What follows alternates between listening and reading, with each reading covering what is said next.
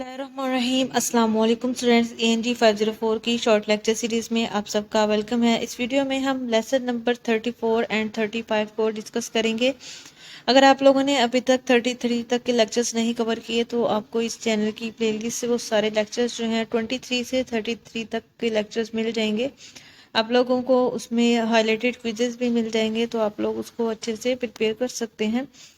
ठीक है, और उसके बाद इसकी जो हाईलाइटेड हैंडआउट्स हैं वो इस लेक्चर की लास्ट लेक्चर सीरीज़ की लास्ट लेक्चर पे आप लोगों को मिल जाएंगे। और उसके बाद इसकी जो फाइनल टर्म के लिए इम्पोर्टेंट शॉर्ट और लॉन्ग क्वेश्चंस की चैप्टर वाइज जो फाइल है वो भी 1 से 2 दिन तक प्रोवाइड कर दी जाएगी। ये लेक्चर सीरीज ख़त्म होते ही आप लोगों को उसकी फाइल भी मिल जाएगी। ठीक है, उसके अलावा अगर आप लोग इसकी क्विज़ की प्रिपरेशन करना चाहते हैं फाइनल टर्म के लिए, तो डिफरेंट सब्जेक्ट्स की second channel VSC quiz official के नाम से जो चैनल है उसके ऊपर आपको मिल जाएगी। उस चैनल का लिंक आपको डिस्क्रिप्शन से मिल जाएगा। ठीक है जी, तो सबसे पहले इसमें हम 200 to 205 जो टॉपिक्स हैं वो हम 34 लेसन में कवर करेंगे। तो सबसे पहले फर्स्ट लाइन में देखें, the performance domain raises the consciousness of the learners to gear them toward better performance.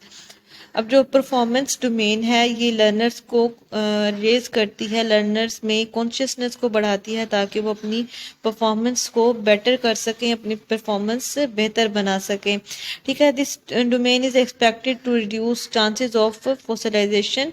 अब ये भी क्वेश्चन आ सकता है कि कौन सी जो डोमेन है वो फॉसिलाइजेशन को कम करने की के लिए एक्सपेक्ट की जाती है, तो वो परफॉर्मेंस डोमेन होती है। ठीक है, it simplifies the task and ensures focus on goal. According to Hawkins, assigning role to language 1 in language 2 learning provides the learners with the opportunity to view language objectively is as a phenomena. अब जो Hawking के मुताबिक जो language 2 learning में language 1 का role जो assign किया जाता है वो लर्नर्स को प्रोवाइड करता है कि वो उनके पास लर्नर के पास जो है ना वो एक अपॉर्चुनिटी होती है कि वो लैंग्वेज को एज अ फिनोमेना के तौर पे देखें। और ये जो फिनोमेना है ये लर्नर्स को इस काबिल बनाता है कि वो लैंग्वेज को अंडरस्टैंड करें और ये भी सीखें कि किस तरह से लैंग्वेज जो है एक सोसाइटी में ऑपरेट की जा सकती है। और इसके बाद ये फिनोमेना जो है ये लर्नर्स को अलाउ करता है कि वो इस बारे में जानने कि वो किस तरह लैंग्वेज को यूज़ कर सकते हैं। उसके बाद यहाँ पे जो पैराग्राफ है, the debate about language once role continues through in cognitive rather than behavioristic term.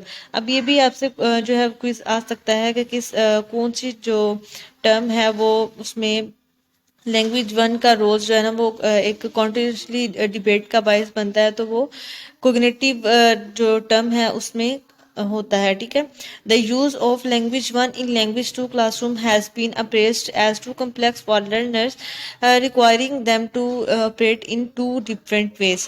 यानी लैंग्वेज 2 क्लासरूम में अगर हम लैंग्वेज 1 यूज़ करते हैं तो ये एक लर्नर्स के लिए कम्प्लेक्स हो जाता है। ठीक है, कम्प्लेक्स वे हो जाता है कि वो दोनों लैंग्वेजेस को एक एट अ टाइम जो है वो उसको रिक्वायर करेंगे। ठीक है, उसको ऑपरेट करें। It has been argued that frequent resource to language 1 would lead to slower language 2 learning because of the habit of translation.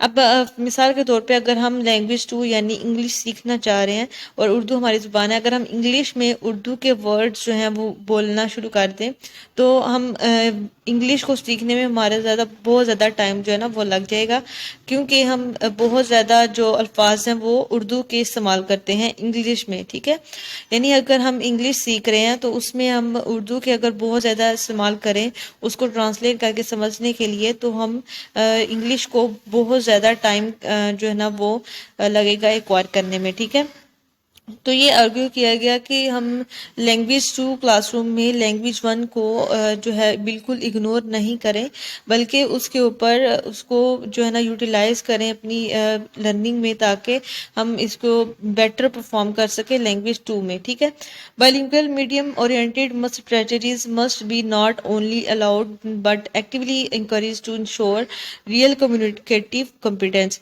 अब जो बाइलिंगुअल मीडियम ओरिएंटेड स्ट्रेटजीज हैं, बाइलिंगुअल कौन सी होती हैं, जो 2 जुबानें होती हैं। ठीक है, तो इसमें क्या होता है कि ये ना सिर्फ हमें एक्टिवली इंकरेज करती है कि हम रियल कम्युनिकेटिव कॉम्पिटेंस को जो है वो इंश्योर करें, ठीक है।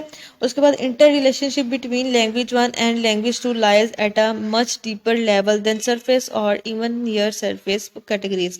अब जो इंटर रिलेशनशिप है लैंग्वेज वन और लैंग्वेज टू के दरमियान, तो ये एक डीपर लेवल होता है जो सरफेस से, ठीक है, सरफेस से बहुत ज़्यादा डीप लेवल होता है और या फिर ये सरफेस के जो नज़दीक की कैटेगरीज हैं उसमें लाई कर सकता है, ठीक है।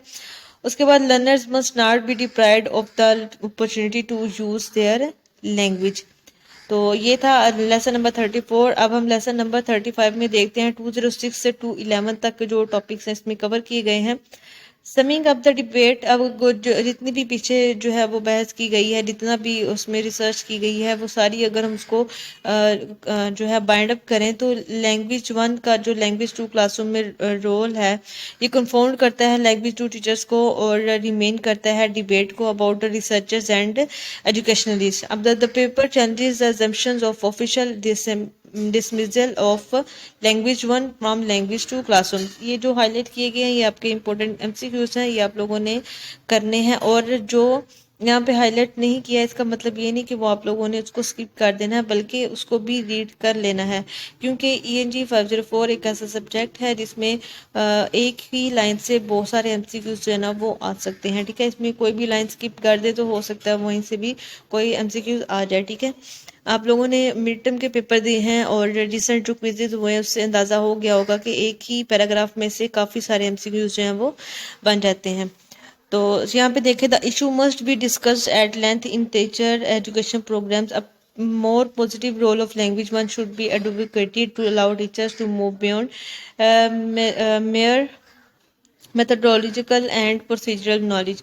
जो लैंग्वेज वन का पॉजिटिव रोल है, ये टीचर्स को अलाउ करता है कि वो मेथडोलॉजिकल और प्रोसीजरल नॉलेज की तरफ उसको जो है ना मूव करें, ठीक है। Teachers also need to identify with the struggle and strength of their learners. और टीचर्स को उनकी लर्नर्स की आइडेंटिफिकेशन होनी चाहिए कि उनकी स्ट्रगल कितनी है और उनकी स्ट्रेंथ कितनी है, और मीनिंगफुल रिलेशन के बारे में। और लैंग्वेज टू लर्निंग के आउटकम्स को इन्हेंस करने के लिए टीचर्स को उनकी नीड्स के बारे में आइडेंटिफाइड होना चाहिए, यानी टीचर्स को उनकी लर्नर्स की जो नीड्स हैं उसके बारे में जानना चाहिए। इन्फ्लुएंसिंग फैक्टर्स कौन से होते हैं? बहुत सारे स्टूडेंट्स जो है ना वो जल्दी किसी भी नई चीज़ को पिक कर लेते हैं और काफ़ी जो होते हैं वो उनको इस तेज़ी के साथ नहीं कर सकते जितनी तेज़ी के साथ कुछ स्टूडेंट्स जो हैं वो उसको कर सकते हैं। यानी सिंपल वर्ड्स में अगर हम बात करें तो अगर 100 तलबा हैं तो उसमें से 50 ऐसे होंगे जो किसी भी नई चीज़ को बहुत जल्दी पिक कर लेते हैं, और 50 जो हैं वो ऐसे होंगे जो उनको टाइम लगेगा उस चीज़ को एक्वायर करने में, ठीक है।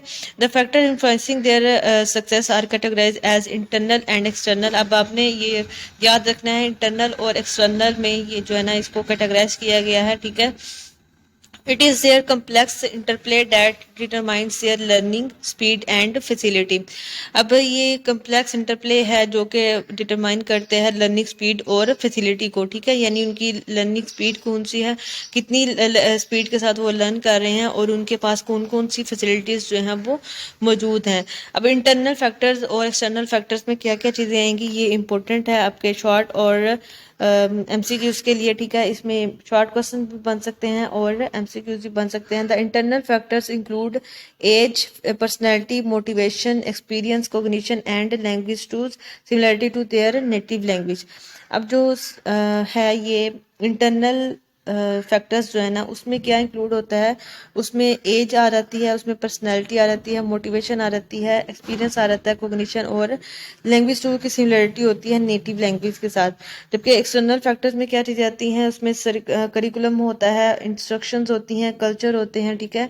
और उसके बाद स्टेटस होता है और मोटिवेशन होती है एक्सट्रिंसिक, यानी बाहर की जो मोटिवेशन होती है, जैसे हम मोटिवेशनल जो वीडियोस वगैरह देखते हैं वो बाहर की मोटिवेशन होती है। अंदर की मोटिवेशन जो हम खुद को खुद मोटिवेट करते हैं कि हमें ये काम करना है और इतने टाइम पे इतना काम कवर करना है, ठीक है।